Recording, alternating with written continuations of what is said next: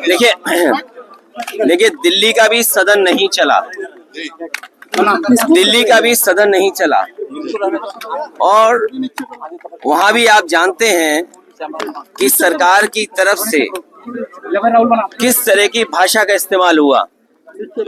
हम आप सब बाबा साहब भीमराव अंबेडकर जी को बहुत सम्मान करते हैं।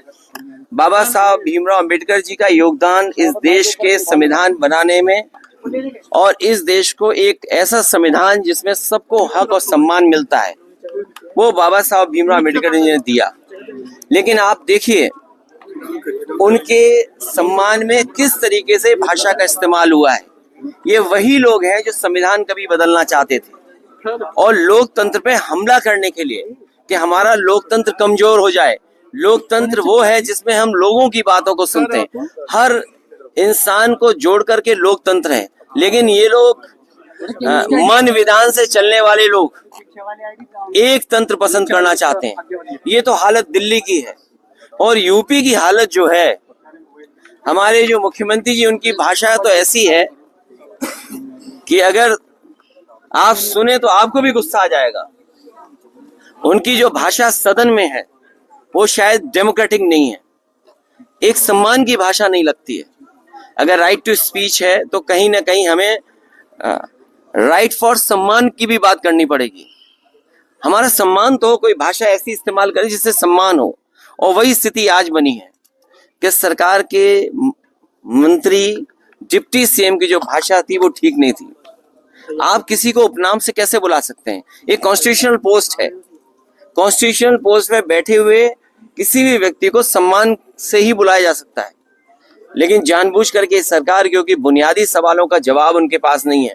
आप किसी अस्पताल में चले जाएं, किसी भी सीएससी पीएससी में चले जाएं, किसी गरीब को इलाज नहीं मिल पा रहा है। ये वही सरकार है जो अस्पताल के साथ साथ प्राइमरी स्कूल बंद करने जा रही है।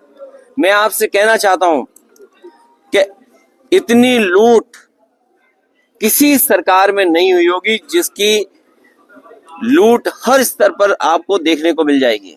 तहसील स्तर, थाना स्तर या किसी भी कामकाज के लिए इतनी लूट उत्तर प्रदेश में नहीं हुई जितना भारतीय जनता पार्टी की सरकार में हो रही है। इन सभी चीजों को छिपाने के लिए भारतीय जनता पार्टी फेस नहीं कर सकती है।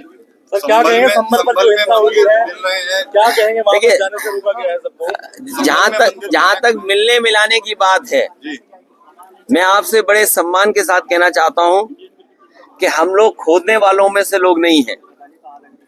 देश और समाज को तरक्की खुशहाली पे रास्ते पे ले आने के लिए नए रास्ते खोजते हैं, खोदने वाले नहीं। हम लोग नए रास्ते खोजने वाले हैं और ऐसे रास्ते खोजना चाहते हैं जिससे हमारा देश मजबूत हो।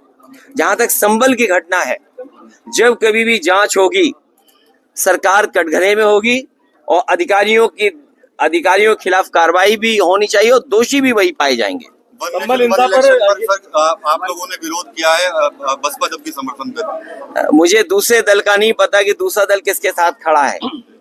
One nation one election, one nation one ration, one nation और एक ही इलाज है इनका, वोट। वन नेशन को बचाने का जो रास्ता है, जो इनका तरीका है लोकतंत्र को कमजोर करने का।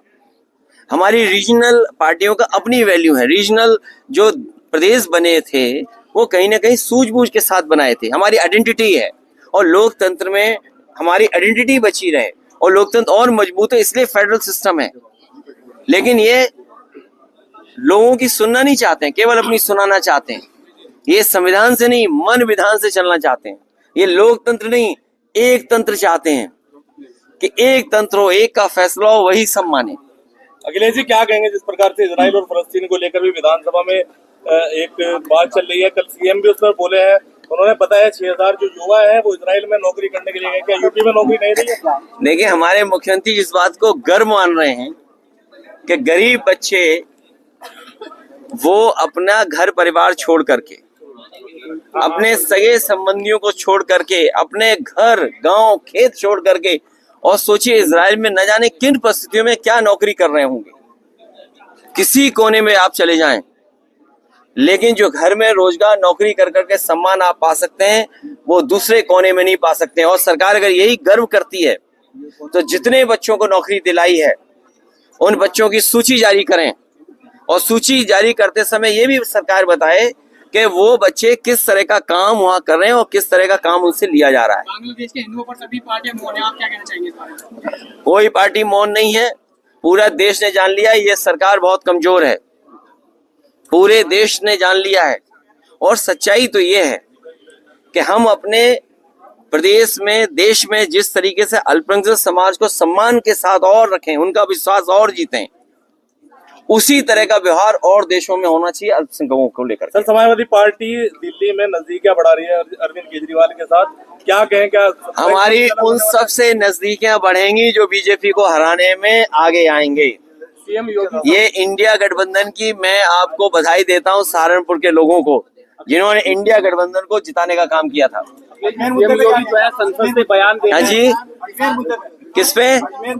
मैंने आपसे कहा कि खोदने से भाईचारा नहीं अच्छा होता है, खोदने से हम स्वार्थ खो देंगे, खोदने से हम भाईचारा खत्म कर रहे हैं। और प्लेसेस ऑफ वर्शिप एक्ट जो हमारा कानून है, तभी तो हम और आप सबसे ये चर्चा करते थे कि भारतीय जनता पार्टी के लोग संविधान पे नहीं चलना चाहते हैं, ये लोकतंत्र पे भरोसा नहीं करते हैं, एक तंत्र पे भरोसा करते हैं। मुख्यमंत्री जी ने कहा योगी आदित्यनाथ ने कि समाजवादी और कांग्रेस का तलाक होने जा रहा है, इसके बारे में क्या कह रहे हैं? उन्हें क्यों इस बात की चिंता है?